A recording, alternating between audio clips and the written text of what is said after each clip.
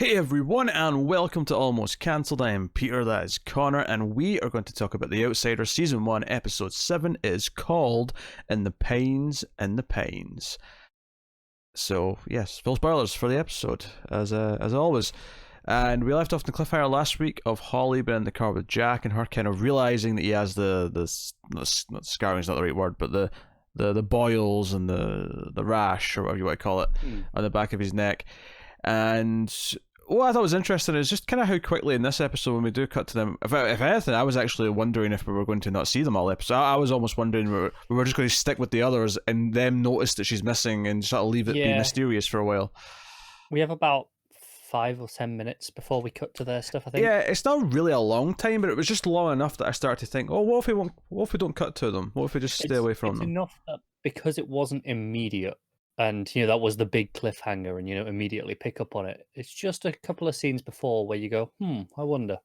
Yeah, but we do cut to them, and I think what surprised me was how quickly he kind of just not necessarily comes clean, but just it becomes very apparent through the actions and dialogue of both of them that she's aware of what he's doing. He's kind of aware that she's aware of what he's doing, and openly talks about how he's never really believed in anything mystical before. Including Superman, which was an odd one to throw on the list, but whatever. It was unusual, but yeah, why not? So he's kind of explaining this, and he's clearly conflicted, and I feel like there's a failing of the Jack plot to me, as far as this show is concerned right now, is that I feel like his conflicted nature and the fact that he is technically a victim, and that Holly, as the episode goes on, and later on in the episode, kind of says as much, that he is conflicted about the orders that he's supposed to carry out, and he's trying to fight it. Like, he was supposed to stop her ever getting to the meeting last episode, and she acknowledges that he somehow still did it. He still drove her there. He still, stuck up for her, when no one else in the room did. He was still kind of trying to fight it the entire time. Is that I don't find myself really giving a shit about Jack or wanting to root for saving him, or... I think it might have helped if we'd seen what he was like before this. Because we never really got any sense of that. It was immediately like, oh, something's kind of weird with this guy, right? Yeah, I mean, well, there's two ways you can take it. Either he was just a dick before anyway, because it's kind of unclear exactly, maybe, that with those first couple of scenes with him, back when he was hunting the deer or whatever, if he was already like starting to change at that point. And if he wasn't, then we never got to see him, or we did get to see him and he was a dick anyway, so... Which doesn't really make me want to root for him that badly. Yeah, well, I think, there is ways you can do it. There's ways you can have someone who's mostly a dick, but there's still just a slither in there of something to, like, no, they can be a better person, you kind of want them to fight to be that better person. And the fact that he is willing to fight against this can maybe be the hook for you as an audience to go, hey, he's willing to try and fight this, despite the fact that he seems like a dick anyway. He's willing to try and fight this, so that should, in theory, make us like him. And I can see it working in some respects. It's just, for some reason, it isn't quite working on this show. And I don't know if it's the performance of the actor, maybe, that's maybe not quite making it click. Or I think the key word you said there was "in theory." And I think it's partly down... I think it's down to the script more than anything, to be honest. I just think they haven't given him enough depth to do, even saying, oh, he's trying to fight this. We're not really seeing a lot of it. We're just, it's being told, oh, you're fighting this really hard, and I'm not feeling it. That's fair. I do think, you said, you sort of poked at me there for saying in theory. I don't actually think it is just, it's in theory in the context of the show. I've definitely seen examples that fit what I just said being done. That's why it was in theory for this example. It can work in theory. Yeah, there's definitely examples of characters who should be unlikable that just have that one hook that makes you go, nah, they can be better, and you want them to be better. And you're kind of rooting for them to be better. Not the best example, but even someone like Saul Goodman, like you always want him to be better, even though he's trash. Yeah, you feel like it's impossible, it's never going to happen, but you want to root for him. You want to root for him to be better. So it's not a very good comparison because they're very different, but it's the only thing I can think of right now. But I get where you're coming from. So Jack's kind of frustrating in that sense because I don't really care all that much about Jack himself. The actual cliffhanger from last week was fairly exciting because Holly was in danger. She knows she's in danger. She kind of knows that this guy is being controlled by the thing, and we get, and I kind of like how she gets away from him as well. I thought that was a nice little trick where, because she's going to break the window, because she says, I need to use the bathroom. They've both kind of agreed they know what's going on. He's willing to let her use the bathroom, but he takes her phone first so she can't, because they've been trying to call them both all morning. They're like, hey, where are these people? And, it's suspicious.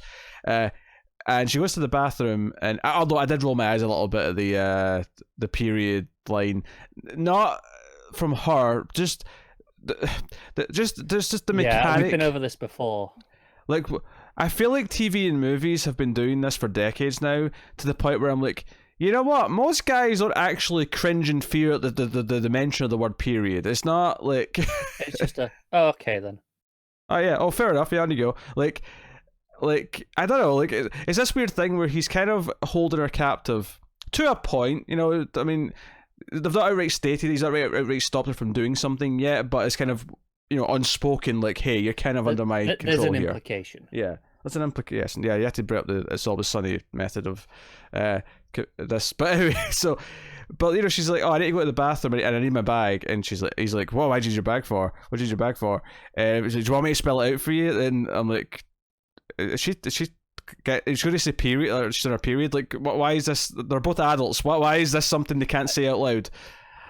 I think part of the bigger problem with this is his reaction that we find frustrating. We've said this in any TV and movie that does this all the time, because any rational man will just in this scenario, who is, you're holding someone hostage, and you're not scared of that word. You just go, okay, we'll take it, whatever you need out of the bag then. Yeah, it was his reaction. He was like, oh, I don't want to hear about this. Just go. I was like, what? Like, yeah. It's like, no. Just take what you need out of the bag and then go into the toilet and leave the rest of the bag there. Yeah. Well, no, you're thinking just of the logical kidnapping part of it. I'm just annoyed at his reaction. No. It's tied together to me. No. You're thinking of a separate thing, right? That's a separate thing of, yes, here's how you get around this, and there's a logical way around it. But forgetting that, I'm just talking about his reaction to hearing the word and the fact that this makes him not want to even discuss it, and just to get rid of her as quickly as possible. It's so juvenile. I get what you're saying. For me, this is the problem, is they're using that reaction as an excuse to write around him using a logical reason of just saying, well, take what you need out of your bag and go. And instead of thinking around it any other way, they're just going, oh yeah, whatever, just go. And that's what it felt like to me. Yeah, but why does it matter in this context, though? Because her bag's not used for anything.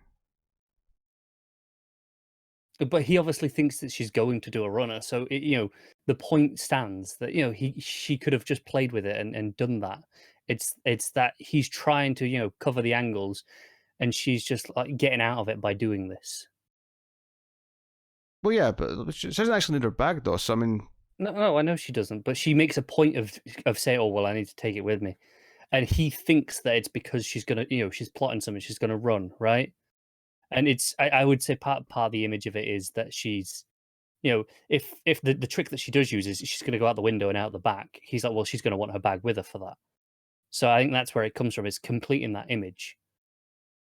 So even though the bag isn't directly used, it's part of the image of her escape. Yeah, but he specifically takes the phone out of it because he thinks that's the thing that she would use to call for help or whatever. He does take the one thing that he thinks is a threat in the bag. So whether or not she has her bag with her or not after that's really I assume she has money in the bag to get, a taxi or whatever, transport.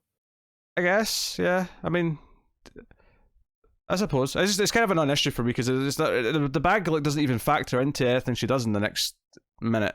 No, but she's going to smash the window, and I'm like, wait, that's going to be a loud noise. He's going to hear that because at this point he's out the car and he's kind of antsy because she's taking a while, and but what she actually does is she smashes the window to distract him and then runs out the door back towards the car. And she does have an extra set of keys, which is what he didn't anticipate because he had the set of keys on him, and she drives off, and that's fine. It's a fine little moment.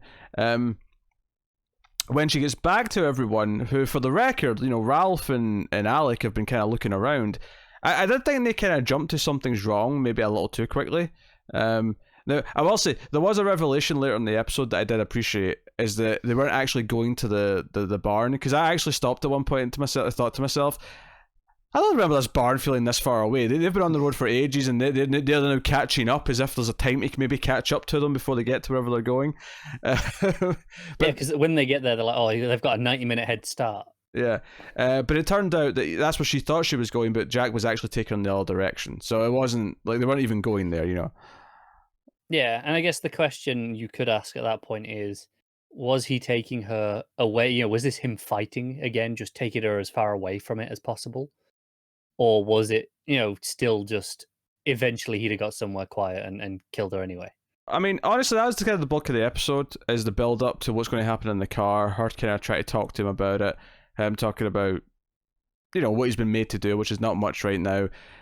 Ralph and Alec looking at his place, seeing the blood and the framing and all that, and then they kind of just come back and I thought it was a little bit weird how we just kind of cut back to she's already in the house. Like there was no sort of like moment of finding her or anything like that, or moment of her showing up, to whoever was already they there. didn't need to find her. She had the car; she could drive back. But Yeah, but not even the reaction of Jeannie when she pulls up and walks in, or yeah, going, oh, she's safe. yeah, Anything.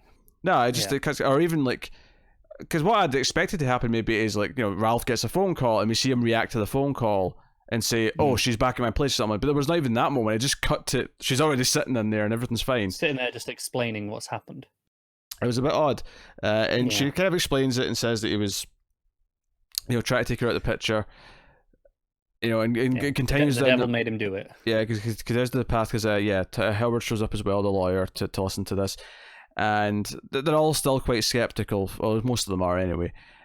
Jeannie's not at this point though. She's all in head first. But afterwards, Ralph's still kind of doubting everything she's saying, doesn't really kind of believe any of it. But ultimately, Holly gets really pissed when she sees some of the drawings and realizes, when she sees the crime, the photo of, Paddy Constantine. What was it? Claude? Claude's his name? Claude? Yeah, who quits his job actually this episode. And that's basically all we see of him is that he's quit his job. And we've said this multiple times that they had to cast him for a reason because he's a bit bigger than just a throwaway role. Obviously, it's building to him being the new duplicate, the new doppelganger, and. Yeah. Like she's demanding, like, did he get scratched by the Terry Maitland version of the thing? And Ralph's like, yes, as a matter of fact, he did, yes. And she gets really mad, and even Jeannie gets mad at him and says, "Hey, look, you're just standing in the way of everything. Like you withheld a piece of information from Holly because you just couldn't accept the possibility that it might actually be useful, that it might actually be important in some way." And this leads him to have a kind of a crisis moment where he goes for like a late night therapy session where he's talking to the therapist and he can't even tell him anything. He's just like, "Oh, do you ever have to believe in something? Have you ever believed in anything? I kind of need to believe in something, but I can't let myself do it." Yeah, I kind of wasn't feeling that scene. It felt a little bit frantic. Like, because it had been building up to him having to accept this or not. And it felt this like quite a natural build up till this point where he didn't want to. We'd seen this and and he was dismissing it, but the evidence was starting to mount, and everyone was kind of getting to pressuring him. But this here was really, like I said, frantic. He was just kind of all over the place. Like, did you even God or heaven or hell or anything? And and it was back and forth, and I don't know. It just felt like a bit sudden. Even though we'd been building slowly to it, it felt like it just missed a couple of notches and just jumped forward into this almost frenzied state of disbelief. I think this episode was kind of frustrating because it was kind of getting to a lot of the meat that we've been wanting to get to, but at the same time, it felt like it was doing this kind of weird roundabout way where it was kind of glossing over certain details that were maybe the interesting parts dramatically. Yeah, there's a couple of like little things that like give us some information on the timeline a bit more. Glory mentions near the start it's been 3 weeks. And we know that the thing kills every 27 days, so they've got, less than a week. Yeah. And speaking of Glory, she tries to go back to work. She's a real estate agent, and she kind of goes off in one on this couple that she's selling a house to. And honestly, I was kind of on their side with this one. I mean, it was awkward, but at the same time, she starts making all these assumptions about what they're going to do when they leave, and it's like, well, to be fair, like they know you're a supposed killer's wife. Like they're feeling a bit awkward, and like that's really. No, they're not being dicks about it. Like they weren't even saying anything. They were just kind of, go on, yep, let's just get this over with. But they weren't, they, like I said, they weren't saying anything. They weren't like, making comments to each other behind her back. There was nothing. Mm, yeah.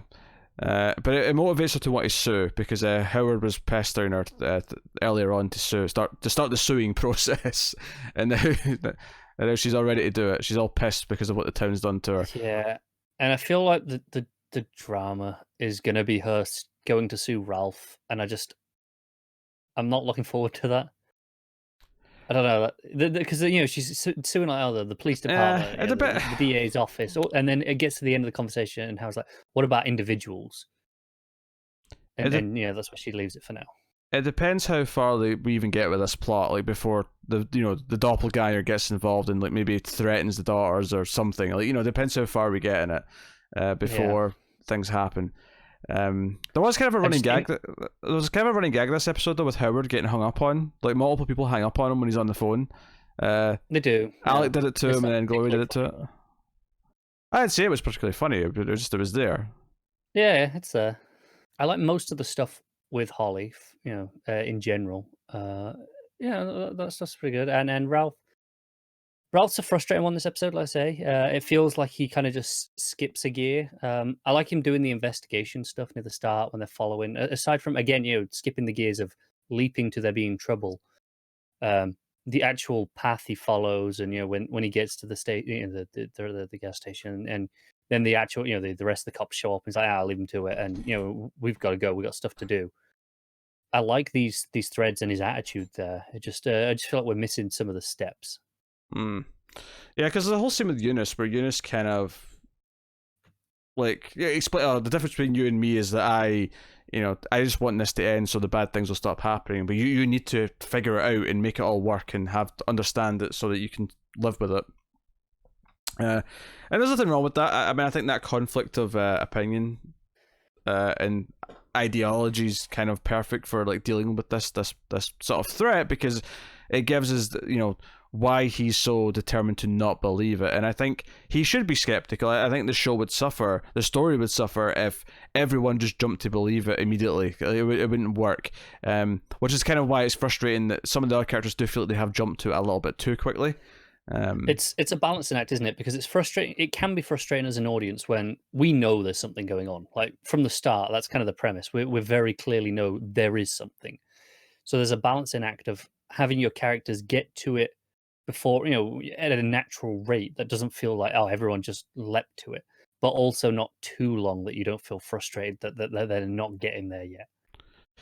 Yeah. I mean, I think it just comes down to doing it with the right elements, because I don't mind it taking all show. I mean, if the whole show is like building up to the final episode where Ralph finally believes this is going on, I'm fine with that. What frustrates me is when there's something presented to him in front of him, with the drawings last episode where it was like they clearly matched, and it took him a whole extra episode to realize it. That's what frustrates me. It's actual evidence, isn't it, where he can quantify it and say, no, this correlates with things that other people have said or drawn. That's a logical thing that he just didn't get, and that was frustrating. When it comes to believing something's going on, because he admits in this episode that nothing in this case makes sense. They kind of acknowledge that they're both suspecting and assuming that Jack has committed a kidnapping and might want to kill her, but they don't really know for sure why. And they are offered this explanation by Holly that he's being controlled by this entity. And by cuckoo, to quote Glory's pronunciation last week, and I get why he doesn't want to believe that. I actually do. I think what makes the scene frustrating is that it feels like the whole room kind of gangs up on him a little bit in a weird way. It feels like too many others got there soon, maybe. And Howard, don't get me wrong, Howard doesn't believe any of it either, but I feel like either Alec or Eunice should be there, but both of them being there kind of already feels a bit. Yeah, whatever. I think the problem is because we've got Glory on Ralph's side as well. But she's not here for this scene, so it does feel uneven. Yeah, they try to justify actually this episode why Alex, maybe willing to sort of go down this rabbit hole a bit more than the others. He tells this story about when he was a kid and how he got lost in the woods, and he never really he was a tough kid. He never really got scared about anything, but he got terrified this one night when he was lost in the woods because just before he was found, he heard something call his name a couple of times. And Ralph just says, "Oh, you imagined it."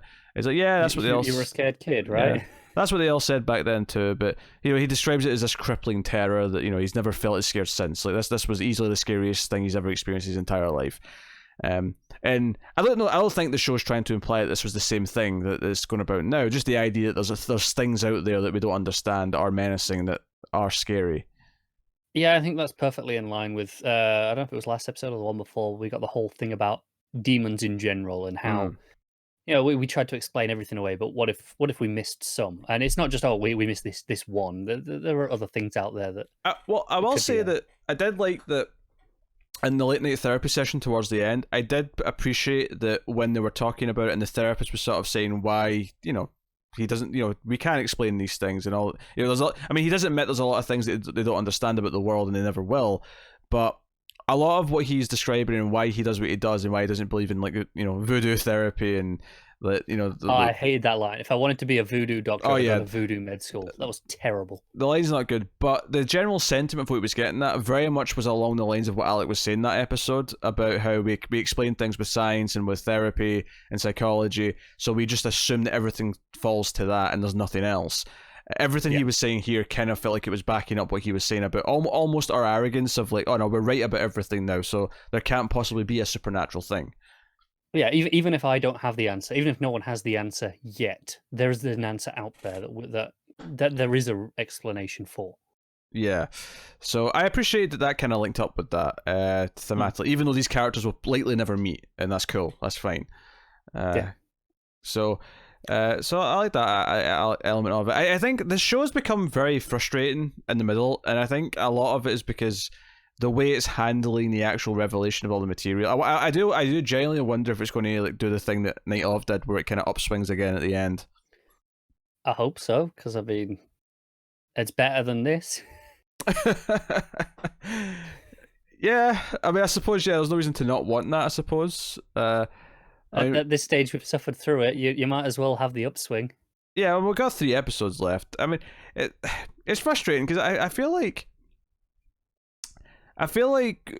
it's very easy to kind of like come across as downers on this because I think the last 2 or 3 episodes have been kind of more lukewarm than the first few. And it's not like the first few were knock out the parks either. They were solid. Give us a lot of interesting stuff. Gives a lot of intriguing ideas to play with.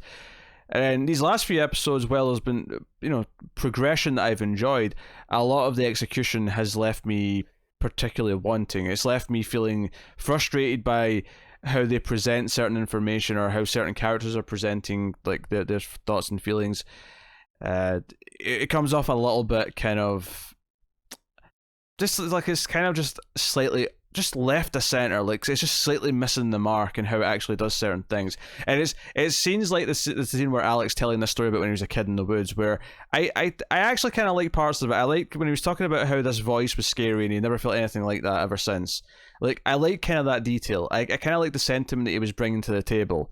But something about the scene just didn't quite feel like it was right. And when it cut to the aerial shot of the car driving off as we transitioned to the next scene, it kind of felt like, okay, I see what you were going for. But I wasn't enraptured. I wasn't like, completely just zoned out and, feeling the scene. I was sort of going, okay, yeah, I see what the scene's trying to do. I can... You understand it, but it's not quite hitting the beats that it wants to, even though you know what it's trying to hit. Yeah, like it's hitting ideas that I like, but it's not engaging me. That's a good word. Yeah, I feel a lack of engagement with a lot of what's happening. Mm. So, yeah. I do have just one more positive I have about this episode. Yeah, a genuine positive here, without any caveats. I think the music in this episode is the best that's been in the show so far. All the stuff in the car with Holly and that, and when she was on the run, that escape, I thought all that stuff was excellent.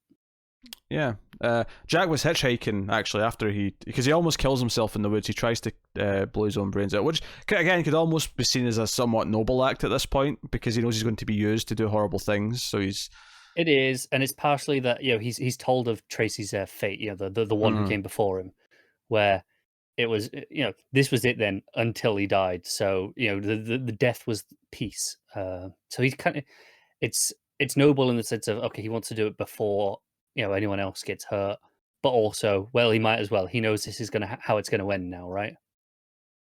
Yeah. Worth mentioning as well, Andy shows up in town and wants to help with the case. I don't like. There's a small bit here with Holly I like though, where she kind of says, "What are you doing here?" Really, almost like, "I don't want you to be here," and then just sort of smirks after a couple of seconds. He's like, "Oh, you had me going there."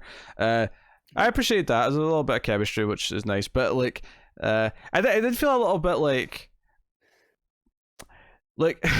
I feel like the story wants all of our main characters to come together and sort of like Avengers Assemble essentially, right? It wants all the main characters to come together and fight the big bad, and I feel like I'm supposed to be excited by that, but I don't feel like I've liked enough of these characters individually to really care that they're all coming together. I get that. Like, I would have been fine with him staying in whatever city he was before. Like, it's. I don't have a problem with him being here. Other than, how did he get the specific address? I don't recall Holly leaving him that, but maybe I'm wrong. But either way, the idea of just I, I don't really care if he showed up or not. Yeah, I mean, as far as how did it? I mean, they've been emailing and stuff. We don't see every conversation or email they've sent each other, whatever. But like the idea of him coming, it was fine with him just being there for that part of the story, right? Well, she was off doing her investigation, and sure that maybe they'll keep in contact, and there's more of their own personal relationship after the show at some point. That's fine. I don't really need him for the rest of this story, though. Mm-hmm. Yeah, that's pretty much fair. And there's a little moment here where Ralph, before he goes to the therapy session, he sits down in the chair that's outside because Jeannie put the chair out, the chair that the doppelganger sat in. She put outside. She wants rid of it. She's ordered a new chair. I did kind of enjoy his little joke here, where he's like, "Oh, we'll just invite our single friends over for dinner." And I'm like, well, I mean, you never have a night where you have like more than one couple over. Like, I mean, for only having 4 chairs is actually kind of limited, really, when you think about it. In fact, you used to have a son. Sure, you used to have at least 5. If you had like a couple over, if a son was having dinner with, I guess they had less couples over when they had a son at that age. Maybe. I mean, the son's only been gone for like what, a year or two, something like that. It's like 2 years. Yeah, but they come in sets of 4. You're not going to buy it in a 3, are you? Maybe it's an old table chairs. Maybe they've had it for like a decade, right? They had a table and chairs. It comes in a set of 4. They had couples around, but no and social. Then they had a young, Okay. Then they had a young child. And it was like, well, hang on, that needs to stop now. So they've got a spare chair essentially because they've got the third one for the kid. Oh, did they have a conversation? That needs to stop now. We can't have couples over anymore. We've got a son. I think it's less of an active decision, more just shit happens when you have a young child like that. But yeah, so he sits down in the chair, and it's kind of like he's trying to feel. He's trying to feel if like there is something there, like like he's wanting to try and at least attempt to believe, but he's really struggling. So no, we'll see. We'll see how it goes. We're close enough to the end now that we're going to see this out and see how it wraps up. But it's definitely been a more lukewarm show overall, I think. The further it's went in, so we'll see. It was something that started off with promise. It wasn't like amazing at the gate, but it had promise, and it's just not delivered, really, has it? So yeah, let us know what you think of episode 7 of The Outsider in the comments below. You can like and subscribe, all that stuff. Get us on the Twitters at mailed_fuzz for channel updates. If you want to support the show and the channel and everything we do here, you can head over to patreon.com/mailedfuzztv and give us as little as $1 per month, which will get you access to some bonus episodes of some of our movie podcasts and get some bonus like cut outtakes and things like that, some of the tangents we have. So go have a look at that and more stuff at the higher tiers. But go and have a look. But that is us. So thank you once again for watching and listening. We always appreciate it. Keep watching TV, guys. Have you got any vanilla?